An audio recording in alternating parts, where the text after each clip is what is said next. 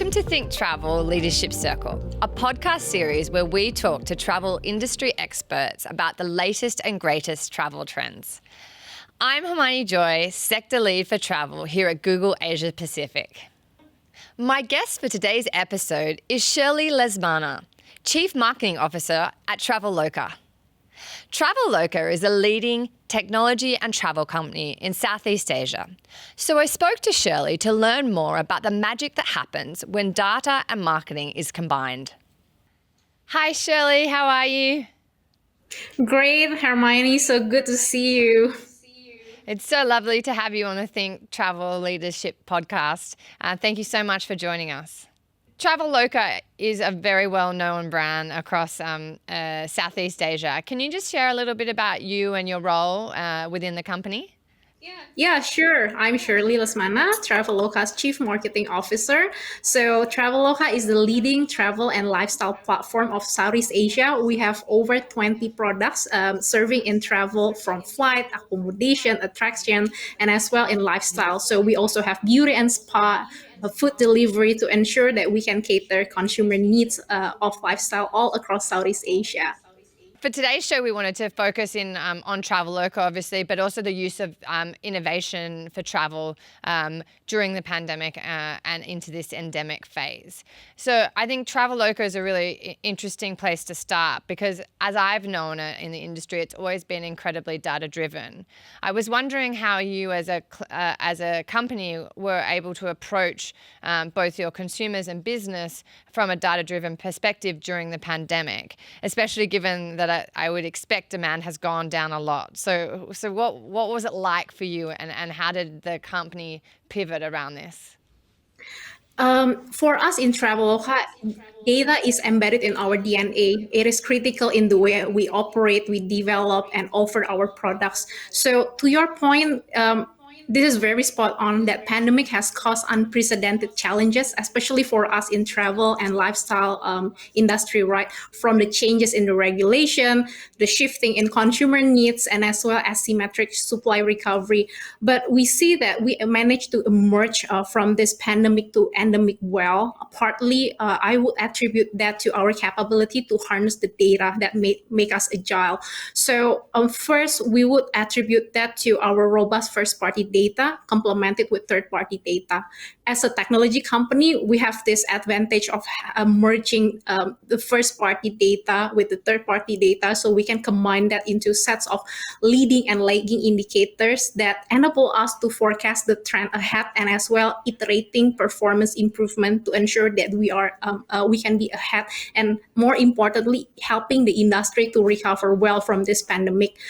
Then secondly, on the data handling capability, not just about the tools, but as well creating a cadence that will allow across teams to share their knowledge and insights. And then thirdly, of course, having the right people that are fluent in synthesizing the data and turning them into actions. So that's something that I would attribute that this the ability and the capability to harness the data into actions and insights. That is something that is critical to our strong recovery. So if I summarize what you're saying, and for people who are listening, learning, is that no matter the demand, keep focusing on the data because intuitively it can still tell us what's happening, even if it's not a high demand. In fact, troughs could actually be educational as well, and that also keep investing in data even in the downtimes because it helps future-proof the business. Is that a good summation of how you guys approached it during the pandemic? Yep, exactly, Hermione. So with that in mind, I'm very curious to understand the data that was showing what trends came out and how you pivoted on that in the pandemic. Was there anything new or old or just already known that really helped you capitalize both in the pandemic and on your recovery so quickly during that time? Yeah, sure. I can give you two very, very recent example. So first, on the early part of travel search momentum that happened earlier this year, we see that the demand recovery pattern was asymmetric actually across different consumer segments, across different source countries, and as well destinations. And by having this robust data, this will enable us to be more targeted, more precise in tapping those demand. And the second example is in the very recent situation about flight fare increase. We see that the demand resiliency among different consumer segment, destination, source, country, or even cities might differ on how consumers or cohorts will cope up with this situation. So let me give you some concrete examples. In the light of this flight fare increase, there are some routes that have this, let's say, substitute product. So, for example, with the rapid rise of flight, we see there is a resurgence in ground transport in Java Island, for example. Or, for example, some of our consumers, the younger one, the more flexible ones, we see an uptick in the early booking window, or some consumers actually decided to convert to other airlines that has lower fare, and some even do bargain hunting. So given this quite complex situation, and this is very fascinating to see how consumers deal differently with this situation, then having a good visibility to the data will enable us to give the right solutions to our consumers through technology. So let's give one example. So for those customers who with this situation they plan ahead, then we can give a better recommendation, more spot on recommendation about the dates, the best dates to fly, for example, the best dates to stay in your hotel, for example. So essentially, you're using your data to offer a more relevant and personalized Traveloka experience, knowing the bargain hunter or the leisure buyer. That's a great way. Have you pivoted your business into new areas at all as a result of what you've seen in your customer insights? Consumers has higher concerns of safety and as well flexibility. So in the travel vertical, we introduce COVID testing on our platform, and secondly, we also ramp up our offering in travel insurance, and even larger to the bigger insurance offering. First, on the COVID testing, we offer COVID testing in some of our markets in Southeast Asia, and this has been very helpful for our customers just to ensure that they are not only able to book flight, hotel, and attractions, but as well all the COVID testing. And even we're giving them the regulation updates all in one platform, all in one page. So this makes their travel planning easier. And then secondly, on the travel insurance, given the uncertainty, people tends to be a bit risk averse. They want to cover the risk associated with travel a bit more carefully. So that's why we see an uptick as well in the travel insurance.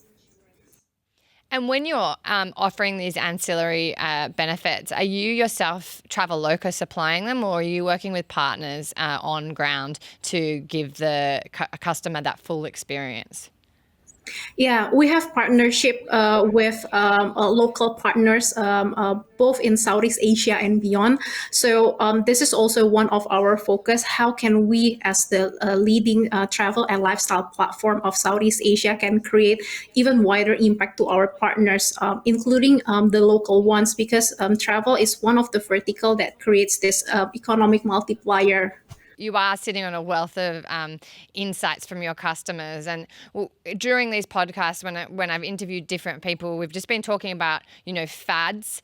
I'd love to hear a bit of your views in terms of what you think is here to stay, and what you think is is going to probably peter out as we return to endemic and hopefully, I don't know what we call normal COVID world.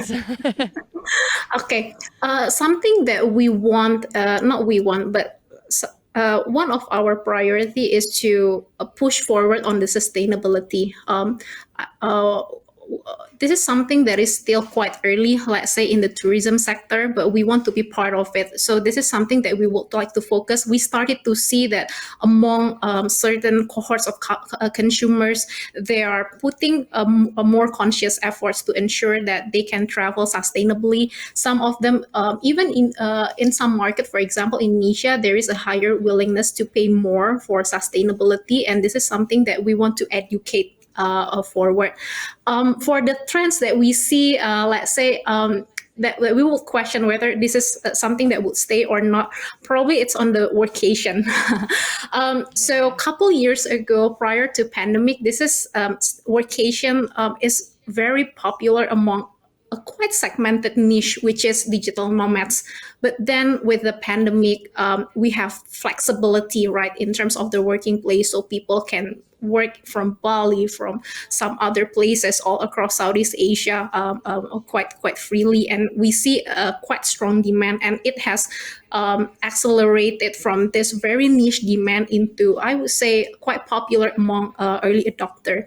But then now, as we transition into, let's say, not sure how to call it as well, let's say this new endemic or new normal situation, then some of the companies have started would keep still keeps this flexible working arrangement. Some converted to hybrid, for example. I think this will be really interesting to see how this trend will emerge, because what the tipping point, let's say, of those trends will be from early adopters to the early mass. We see in the past example of staycation with the pandemic. The staycation trend was adopted quite well among the early mass in some market, for example, Singapore, Indonesia. But then in some market, it's a bit laggard, let's say. So I think those new, yeah, especially on the workation, this is something that we would like to see, let's say, whether it has a staying power among the early mass.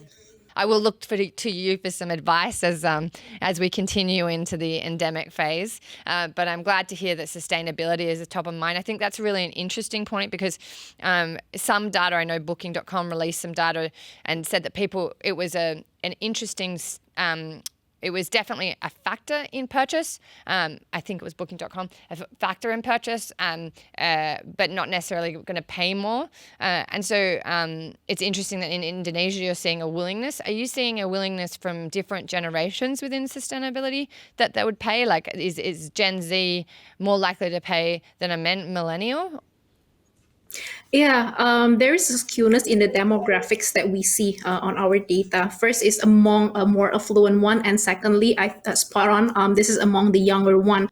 This is, let's say, part of our focus is on the education. How can we make this sustainability as easy, as seamless as possible, right, to our users? Because we see that this is still relevant, still among a quite niche segment. How can we make this sustainably something that would resonate more, make it easy, make it fun for them? So some gamification. So I'll give you one example. So a couple months ago, we did quite some experiments, let's say, to our consumers. So with additional less than $1, they can plant a mangrove plant, for example, to offset the carbon footprint. The take-up rate was actually pretty good. So this gives us even more confidence, let's say, and a boost of, let's say, moral confidence on how can we help our consumers, how can we educate our consumers to put more concerts, make it much more attainable, make it much easier for them to participate.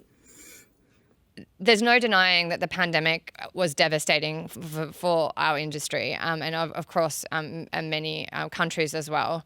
And now, obviously, there's resurgence and growth and excitement in the industry, and we're all excited. But we need to recover, and we need to build back revenues and audiences and consumers. We talk a lot at Google about experimenting and spending time on 10% projects on everything else. Traveloka, you've been a startup, you've been so innovative, you've had some big investments. Like, how do you guys now approach experimenting? And is that anything you do in this new endemic world?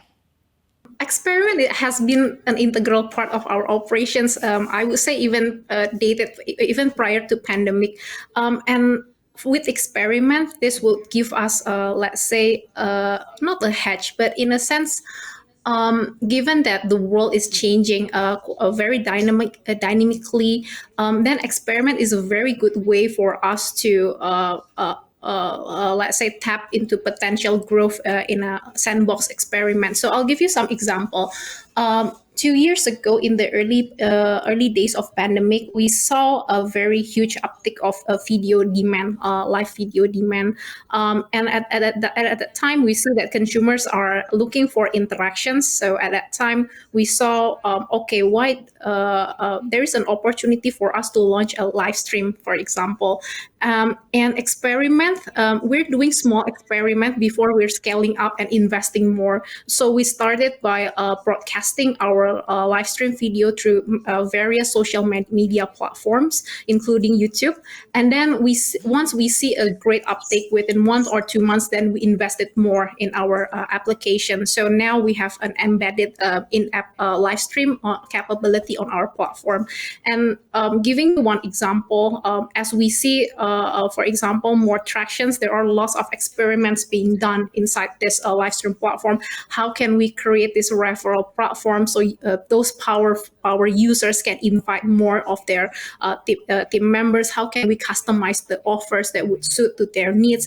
How can we maximize our revenue generation with the right offer, with the right propositions to our consumers? So experiments is a really integral part of our let's say operations, both when it, let's say, putting that in marketing, on how we manage our campaigns, on how we scale up. And for example, in the recent context of flight price increase, there are lots of multiple experiments that we're doing to ensure that we're not just able to capture the demand, but as well we can help our airline partners or even hotel partners in fulfilling those empty capacity. For example, what will be the most optimum pricing or discount or coupon that we can offer to ensure that both consumers and our partners can get the value added out of this. For the partners, they can get maximus capacity fulfillment very well to optimize their revenue. And from the consumer perspective, of course, they can snatch a good deal, right? And beyond that as well, for the larger ecosystem, because we see a good multiplier effect of people traveling to the local economies. This is something that we see that experiment is very pivotal, not just to the business growth, but as well to give maximum value to our stakeholders. One layer deeper on this, I have a question for businesses and I have a question from consumers. Hopefully you can answer and don't mind sharing some of your secret sauce. The first question for businesses: how do you experiment and be scrappy? Not everyone has the resources of Traveloka, and you've been part of the company for a while and have seen it grow. Like, how do you do, like, experimenting is often associated with big companies. Is there any tips as to how you could just get out and experiment without it being a heavy weight and still learn things? Or how to set up a good experiment? I put that actually as part of the OKR of the team, Hermione. We put, let's say, on top of some of the committed growth target, then we also put some big bets, let's say. So this would encourage the team to take that calculated risk. So I would say that by creating this safe space, let's say, that for us, in order to continue growing, we need to continuously adapting, we need to continuously innovating, right? Then we need to ensure that this is cascaded down well to the team. Secondly, we also equip the team with the right, let's say, not just the capabilities, but as well the infrastructure. So having multi-team collaboration. So in this sense, let's say for the marketing context, we need data team. We need also collaboration with revenue, with product. So having this alignment, working toward, let's say, the same goal, this will enable the team to be quite committed, let's say, with experiments. And then thirdly is to mitigate the risk, to create this sandbox environment. So for example, we can give them some, let's say, budget, for example, to experiment, something that you can burn, for example. If this works well, then this can be scaled up. If not, that's okay, because at the end of the day, we're, as a leader, we have calculated this as basically a sandbox environment. So if I've heard you correctly, I mean, what you've done is like reduce the fear of failure.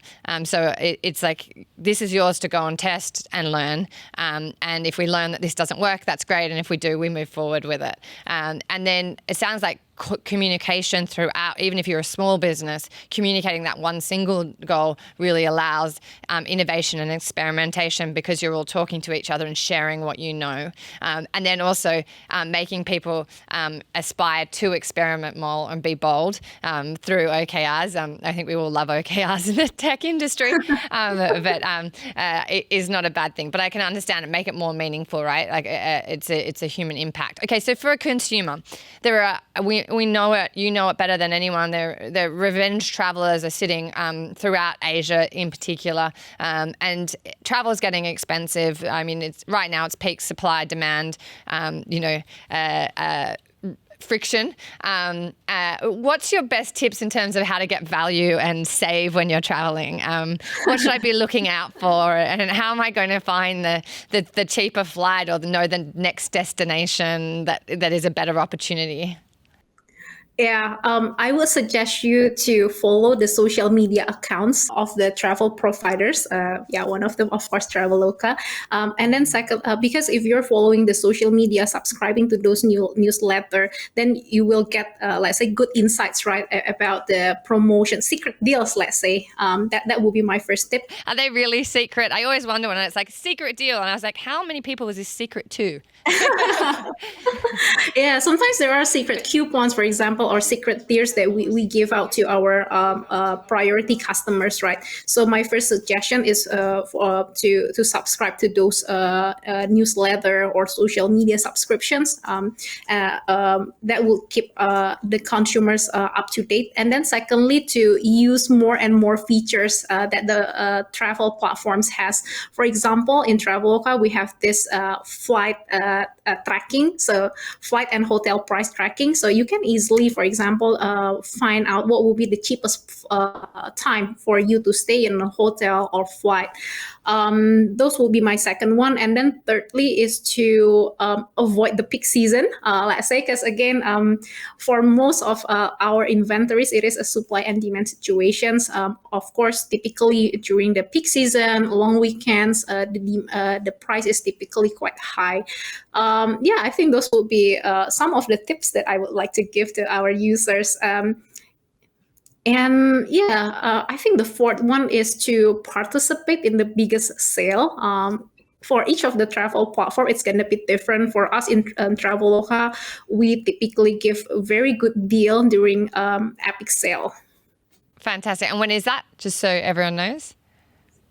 I'll keep you posted once we have the date. Okay, it's surprise. So it's for those customers who are loyal. First in, first dressed. Well, thank you very much. I've learned a lot, which is not surprising. But I love the tips along the way. And thank you for having the conversation, making the time, and sharing what you know with the industry. It's just really great to connect and be able to chat about recovery. So have a lovely day. Likewise, thank you so much, Hermione. Hope to see you soon.